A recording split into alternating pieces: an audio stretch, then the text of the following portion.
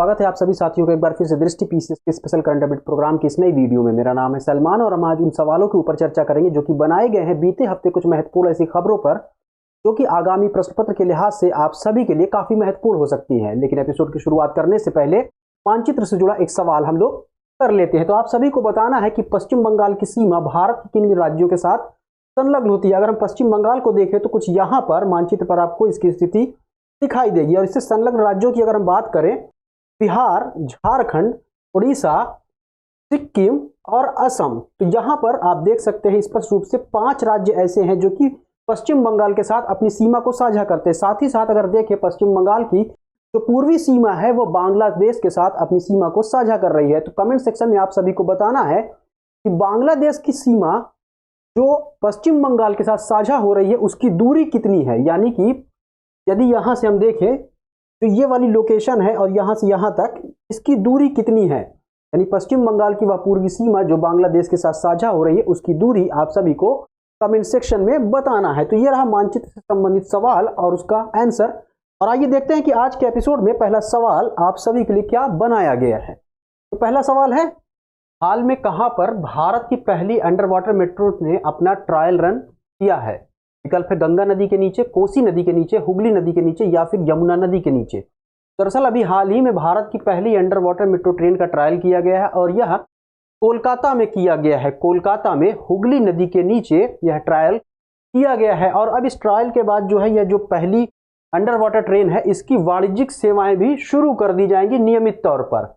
और इसकी अगर बात करें तो कोलकाता की बात करें तो कोलकाता जो शहर है उसके उत्तर पूर्व में हुगली नदी के नीचे इसका ट्रायल किया गया है। और इसके अंतर्गत एक सुरंग थी, जो सुरंग जो है नदी के तल से 13 मीटर नीचे और जमीनी स्तर से 33 मीटर नीचे स्थित है। और इसी में भारत की पहली अंडर वाटर ट्रेन का ट्रायल रन किया गया है। तो प्रश्न का जो सही उत्तर हो जाएगा सी वाला हो जाएगा, यानी कि हुगली नदी। अगले प्रश्न पर चर्चा कर लेते हैं। निम्नलिखित कथनों पर विचार कीजिए। हीमोफीलिया एक प्रकार का ब्लीडिंग डिसऑर्डर है। हीमोफीलिया दिवस 2023 की theme access for all prevention of bleeds as the global standard of care है। उपर्युक्त में से कौन सा या कौन से कथन सही है या सही है। केवल एक, केवल दो, एक और दो दोनों, ना तो एक और ना ही तो हीमोफीलिया की अगर बात करें तो यह एक जेनेटिक डिजीज है।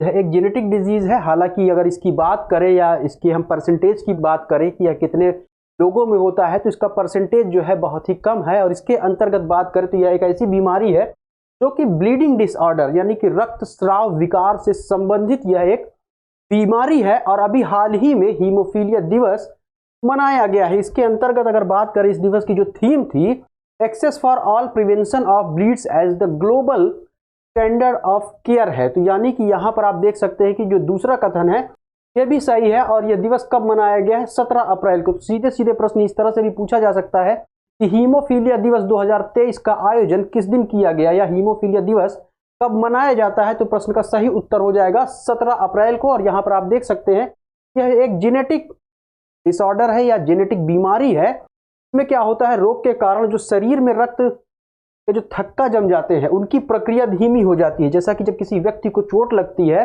तो ब्लीडिंग होती है, ब्लीडिंग कुछ समय बाद रुक जाती है। लेकिन जो भी व्यक्ति इस हीमोफीलिया से ग्रसित होता है तो जो ब्लीडिंग के दौरान जो रक्त का थक्का बन जाता है जिससे कि ब्लीडिंग बहुत ही अल्प समय में रुक जाती है, तो थक्का ना जम पाने के कारण जो है एक्सेस ब्लीडिंग होती रहती है, यानी कि अधिक रक्तस्राव हो जाता है जो कि काफी कई बार घातक हो सकता है। तो यहां पर आप देखें दोनों ही कथन सही होते हैं। तो प्रश्न का सही उत्तर सी हो जाएगा। चर्चा करते हैं अगले प्रश्न पर। एक्सरसाइज ओरियन का आयोजन कहां आयोजित किया जा रहा है? Abu Dhabi, Jakarta, France, Britain. तो दरअसल अभी हाल ही में भारतीय वायुसेना की एक टुकड़ी जो है फ्रांस के लिए रवाना हुई है, क्योंकि यहां पर एक्सरसाइज ओरियन आयोजित किया जा रहा है। यह एक बहुपक्षीय वायु सैनिक अभ्यास है। इसके अंतर्गत कई देश इस अभ्यास में पार्टिसिपेट करेंगे, जिसमें मुख्य रूप से Germany, Greece, Italy, Netherlands, United Kingdom, Spain और संयुक्त राज्य अमेरिका की सेनाएं शामिल होंगे। और इसके अभ्यास की भारत के नजरिए से एक खास बात यह है कि भारत के जो राफेल विमान है वह विदेशी अभ्यास में यह इनका पहला पार्टिसिपेशन होगा। यानी कि भारत के बाहर कोई भी ऐसा वायु सैनिक अभ्यास जिसमें राफेल जो है पहली बार भाग लेंगे तो वह अभ्यास है एक्सरसाइज ओरियन। तो यहां से प्रश्न का सही उत्तर सी हो जाएगा। और यहां पर यह बात ध्यान रखना है कि इस एक्सरसाइज में भारत का राफेल विमान जो है पहली बार देश के बाहर जाकर के किसी एक्सरसाइज में पार्टिसिपेट कर रहा है। अगला प्रश्न है, निम्नलिखित कथनों पर विचार कीजिए। सौराष्ट्र तमिल संगमम तमिलनाडु और उत्तर प्रदेश के मध्य आयोजित एक कार्यक्रम है। केंद्र सरकार की एक भारत श्रेष्ठ भारत पहल के तहत इस तरह का दूसरा कार्यक्रम है। उपर्युक्त में से कौन सा कथन या कौन से कथन सही है या सही है? केवल एक, केवल दो, एक और दो दोनों, ना तो एक और ना ही दो। तो सौराष्ट्र तमिल संगमम की अगर बात करें तो यह तमिलनाडु और उत्तर प्रदेश के मध्य ना होकर के बल्कि गुजरात के मध्य है। यानी कि तमिलनाडु और गुजरात के मध्य आयोजित एक कार्यक्रम है जिसके अंतर्गत बात करें तो दोनों राज्यों के जो जीवन परंपरा है उसको प्रदर्शित करना इसका एक लक्ष्य है। और इसकी बात करें तो यह केंद्र सरकार की एक भारत श्रेष्ठ भारत पहल के तहत यह दूसरा कार्यक्रम है। जबकि पहला कार्यक्रम की अगर बात करें तो काशी तमिल संगमम इससे पहले आयोजित किया जा चुका है, जो कि वाराणसी और तमिलनाडु के मध्य आयोजित किया गया था। अगर इस कार्यक्रम की बात करें तो इसमें मुख्य रूप से तमिलनाडु की समृद्ध विरासत, संस्कृति, रीति रिवाजों और परंपराओं को प्रदर्शित करना है, जिससे कि जो गुजरात के लोग हैं वो तमिलनाडु की विरासत, संस्कृति और रीति रिवाजों से परिचित हो सके और जो भारत की एकता है, विविधता के बाद भी जो भारत में एकता है उसको और समृद्ध किया जा सके। तो यहां पर आप देखें तो पहला कथन जो है गलत हो जाता है, दूसरा सही है। तो प्रश्न का सही उत्तर सी हो जाएगा। अगला सवाल है, निम्नलिखित कथनों पर विचार कीजिए। नासा का लूसी मिशन ट्रोजन क्षुद्र ग्रहों का अध्ययन करने वाला पहला अंतरिक्ष मिशन है। इस मिशन के तहत पहली बार जुपिटर ट्रोजन छवियों को हाल ही में कैप्चर किया गया है। इन दोनों कथनों में से कौन सा सही है या दोनों कथन सही है या आपको बताना है। तो अगर बात करें नासा की तो नासा का लूसी जो है यह एक अंतरिक्ष मिशन है और अभी हाल ही में इसने जुपिटर ट्रोजन छवियों को कैप्चर किया है। और ये जो तस्वीरें ली गई हैं एलोरी हाई रेजोल्यूशन कैमरे के द्वारा कैप्चर की गई हैं। और इस मिशन की अगर बात करें तो ट्रोजन क्षुद्र ग्रह मिशन का अध्ययन करने वाला पहला अंतरिक्ष मिशन है। तो यहां से अगर हम देखें तो दोनों स्टेटमेंट सही होते हैं। तो प्रश्न का जो सही उत्तर हो जाएगा सी हो जाएगा। इससे संबंधित कुछ बातों को अगर देखें तो इस मिशन को जो है अक्टूबर 2021 में फ्लोरिडा के Cape Canaveral space force station से इसे लॉन्च किया गया था। और जैसा कि आप सभी यहां पर देख सकते हैं कि यह जो मिशन है ट्रोजन्स का अध्ययन करने वाला पहला अंतरिक्ष मिशन है। तो यहां से इस स्टेटमेंट की भी पुष्टि हो जाती है। और ये जो तस्वीरें ली गई हैं किसके साथ ली गई हैं? एक हाई रेजोल्यूशन कैमरे के साथ। इसका उपयोग करके का नाम है LLORRI। तो यहां पर दोनों स्टेटमेंट की पुष्टि हो जाती है। तो लिहाजा प्रश्न का जो सही उत्तर हो जाएगा वह सी वाला हो जाएगा। चलिए एपिसोड को आगे बढ़ाते हैं। सवाल है, हाल ही में चर्चित बूजी ब्रिज किस देश में स्थित है? विकल्प है तंजानिया, मॉरिशस, किगाली या मोजाम्बिक। दरअसल बूजी ब्रिज की अगर बात करें तो यह भारत सरकार के द्वारा निर्मित किया गया है। और यह कहां पर निर्मित किया गया है? यह मोजाम्बिक में निर्मित किया गया है। और अभी हाल ही में भारत के विदेश मंत्री ने इसका उद्घाटन किया है। तो यह कहां पर है? मोजाम्बिक में है। और इसे भारत सरकार द्वारा निर्मित किया गया है। यहाँ पर आप देखें तो भारत सरकार द्वारा बनाया गया है। बूजी ब्रिज का उद्घाटन किसने किया है? भारत के विदेश मंत्री एस जयशंकर ने।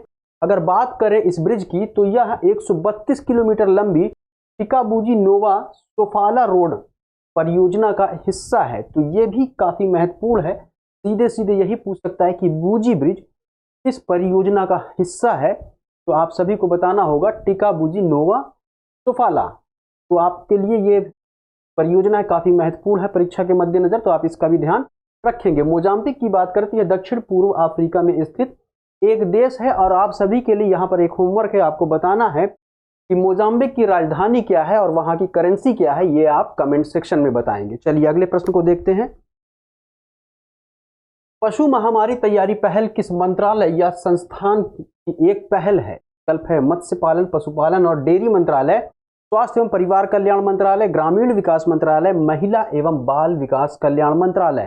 तो दरअसल पशु महामारी तैयारी जो पहल है यह मत्स्य पालन, पशुपालन और डेयरी मंत्रालय की एक पहल है, जिसके अंतर्गत एक लार्ज स्केल पर डिजिटली तौर पर जो पशुओं से संबंधित समस्याएं हैं या पशुओं में जो भी बीमारियां होती उनकी देखरेख, साथ ही साथ उनसे संबंधित टीकों का विकास करना, और कोई ऐसी आपदा जब पशुओं की बीमारी को लेकर के आ जाए तो उससे निपटान करने के लिए इसकी शुरुआत की गई है।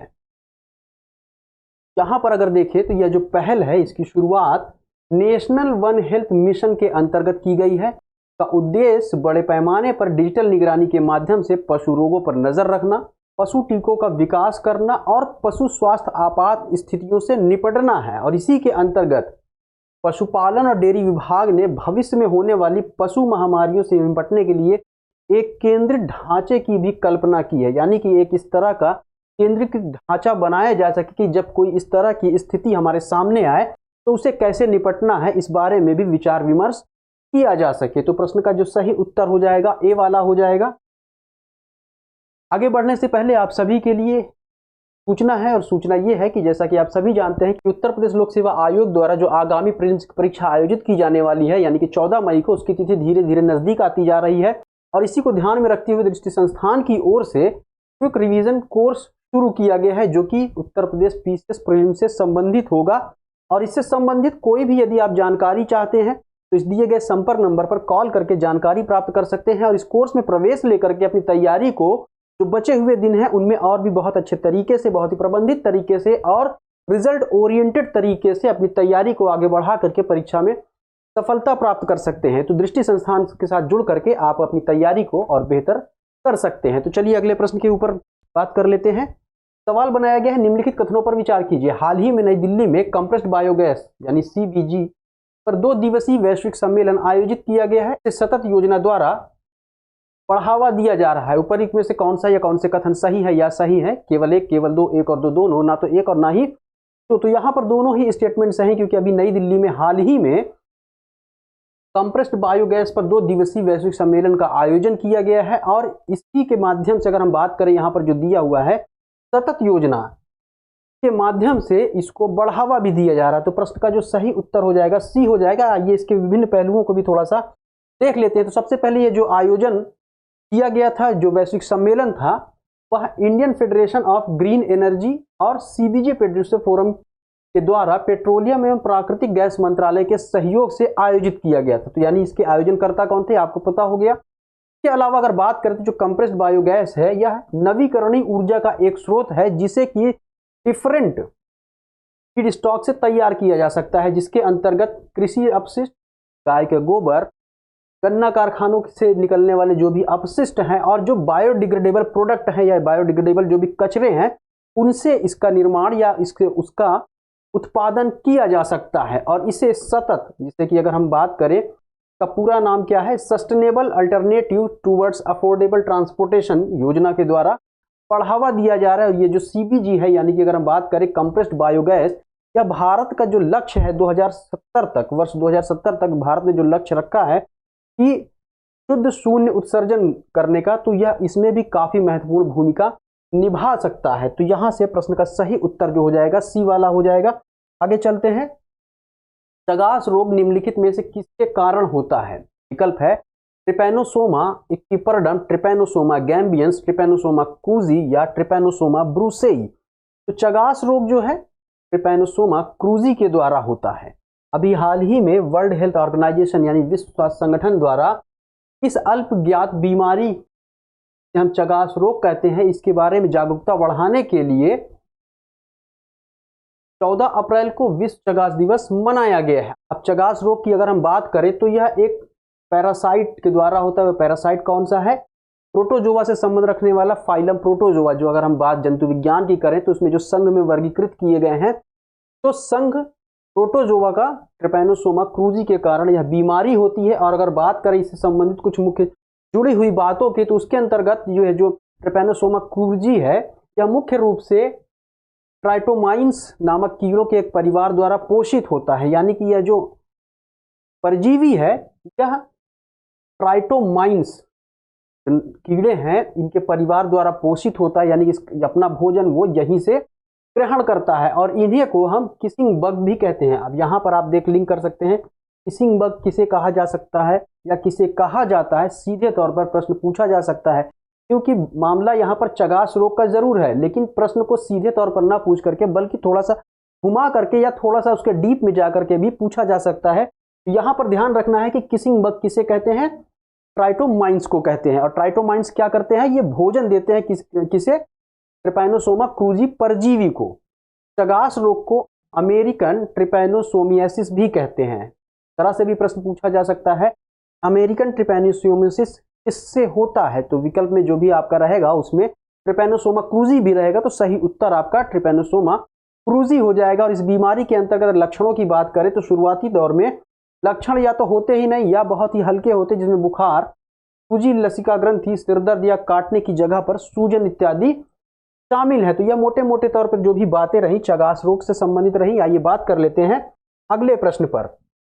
हाल ही में पूर्वोत्तर क्षेत्र से जनजातीय उत्पादों के प्रचार हेतु विपणन एवं लॉजिस्टिक विकास योजना की शुरुआत निम्नलिखित में से कहां से की गई है, मणिपुर, असम, नागालैंड या मिजोरम। तो इसकी शुरुआत जो है मणिपुर से की गई है। इससे संबंधित कुछ बातों को अगर देखें तो अभी हाल ही में केंद्रीय जनजातीय मामलों के मंत्री ने का शुभारंभ किया है। तो यहाँ पर आप देख सकते हैं कि केंद्रीय जनजातीय कार्य मंत्रालय द्वारा इस शुरुआत की गई है, क्योंकि सीधे सीधे कभी कभी मंत्रालय या विभाग पूछ ले जाता है कौन सी योजना किस मंत्रालय द्वारा, किस विभाग द्वारा या किस संस्थान द्वारा शुरू की गई है। तो यह जो योजना है केंद्रीय जनजातीय कार्य मंत्रालय के द्वारा शुरू की गई है। और यह योजना जो है उत्तर पूर्व क्षेत्र के अनुसूचित जनजातियों के लाभ के लिए शुरू की गई है। यानी कि उत्तर पूर्व क्षेत्रों में जो भी अनुसूचित जाति हैं उनको कैसे लाभ दिया जा सके, इसको ध्यान में रखते हुए इस योजना की शुरुआत की गई है। इसके माध्यम से उत्तर पूर्वी राज्यों से जनजातीय उत्पादों की खरीद, रसद और विपणन के माध्यम से जनजातीय कारीगरों के लिए आजीविका के अवसर को सुनिश्चित करना है। और यह कहां कहां पे चलाई जा रही है, अरुणाचल प्रदेश, असम, मणिपुर, मेघालय, मिजोरम, नागालैंड, त्रिपुरा और सिक्किम, यानी कि जो उत्तर पूर्वी राज्य हैं भारत के, वहां पर यह स्कीम, यह योजना चलाई जा रही है। अगला सवाल है, निम्नलिखित कथनों पर विचार कीजिए। विदेशी मुद्रा प्रबंधन अधिनियम विश्व व्यापार संगठन के ढांचे के अनुरूप है। यह अधिनियम केंद्र सरकार को देश के बाहर किसी व्यक्ति को भुगतान के प्रवाह को विनियमित करने की शक्तियां देता है। उपर्युक्त में से कौन सा कथन सही है या सही है, यह आपको बताना है। तो दरअसल अभी हाल ही में प्रवर्तन निदेशालय ने विदेशी मुद्रा के प्रवाह में अनियमितता के कारण बीबीसी इंडिया के ऊपर मुकदमा दर्ज किया है, जिसकी वजह से जो यह अधिनियम है, इस अधिनियम के माध्यम से यह केस दर्ज किया गया है, वह फेमा है, जिसे कि अगर हम फुल फॉर्म बात करें तो विदेशी मुद्रा प्रबंधन अधिनियम कहते हैं। तो एक्सटेंशन डिपार्टमेंट ने विदेशी फंडिंग में अनियमितताओं के चलते बीबीसी पर जो मुकदमा दर्ज किया है वह फेमा के अंतर्गत किया है। अब फेमा अधिनियम की अगर बात करें तो फेमा अधिनियम जो है विनियमों का एक समूह है, जो कि आरबीआई को विनियम पारित करने का अधिकार देता है। यानी कि आरबीआई द्वारा कोई भी रेगुलेशन पारित किया जाए विदेशी फंडिंग से संबंधित, तो आरबीआई इस पर रेगुलेशन बना सकता है, उसको विनियमित कर सकता है। और यह जो रेगुलेशन होगा यह विश्व व्यापार संगठन ढांचे के अनुरूप ही होता है। तो यहाँ पर जो पहला स्टेटमेंट है वो सही हो जाता है। और यहाँ पर आप देखिए एक चीज और, भारत सरकार को भारत की विदेश व्यापार नीति के अनुरूप विदेशी मुद्रा से संबंधित नियमों को पारित करने में भी यह फेमा जो अधिनियम है वह सक्षम करता है। यानी कि यह जो अधिनियम है मुख्य रूप से भारत की विदेश व्यापार नीति से संबंधित है और यह केंद्र सरकार को देश के बाहर किसी व्यक्ति के भुगतान के प्रवाह को विनियमित करने की भी शक्तियां प्रदान करता है। तो यहां से आप देख सकते हैं कि जो दोनों स्टेटमेंट हैं बिल्कुल सही है। यहां से प्रश्न का जो सही उत्तर हो जाएगा यह सी वाला हो जाएगा। अगले प्रश्न पर चर्चा करते हैं। सवाल है, हाल ही में चर्चित मैंग्रोव पिट्टा पक्षी को IUCN द्वारा निम्नलिखित में से किस के अंतर्गत सूचीबद्ध किया गया है, वल्नरेबल, लीस्ट कंसर्न, इंडेंजर्ड या नियर थ्रेटेंड। तो दरअसल अभी हाल ही में चर्चित मैंग्रोव पिट्टा पक्षी की गणना की गई है, की वजह से यह पक्षी एक बार चर्चा में है और इसे IUCN द्वारा नियर थ्रेटेंड की श्रेणी में सूचीबद्ध किया गया है। तो प्रश्न का सही उत्तर डी हो जाएगा। और बात करें यह मुख्य रूप से कहाँ पाया जाता है, तो ये भारत के तटीय मैंग्रोव जंगलों में पाया जाने वाला एक पक्षी है जो जमीन पर फीड करता है, यानी कि जो अपना भोजन है वो जमीन पर ग्रहण करता है और पेड़ों पर आराम करता है। अभी हाल ही में उड़ीसा के 2 तटीय जिलों में मैंग्रोव पिट्टा पक्षियों की पहली गणना की गई। यहाँ पर यह बात ध्यान देने वाली है, जो कि काफ़ी महत्वपूर्ण हो जाती है क्योंकि यह पहली गणना की गई है। तो ये एक बार सुर्खियों में बना हुआ और IUCN द्वारा इसे नियर थ्रेटेंड की सूची में सूचीबद्ध किया गया है। यह मुख्य रूप से उड़ीसा के भीतर कनिका मैंग्रोव अभ्यारण्य और पश्चिम बंगाल के सुंदरवन सहित पूर्वी भारत के कुछ इलाकों में पाया जाता है। ये पक्षी काफी महत्वपूर्ण हो जाता है परीक्षा के लिहाज से। ये रहा आज के एपिसोड का अंतिम सवाल, और इस सवाल के साथ आज के एपिसोड को हम यहीं पर विराम देंगे। हमें उम्मीद है इन प्रश्नों के माध्यम से जिन सूचनाओं और तथ्यों को आप सभी तक पहुंचाया गया वो आगामी परीक्षा में आप सभी के लिए महत्वपूर्ण साबित होंगे। यदि आपका कोई सुझाव है, कोई क्वेरी है, तो आप सभी सादर आमंत्रित हैं। तो मिलते हैं अगले एपिसोड में कुछ नए प्रश्नों के साथ। तब तक पढ़ते रहिए, आगे बढ़ते रहिए। शुक्रिया।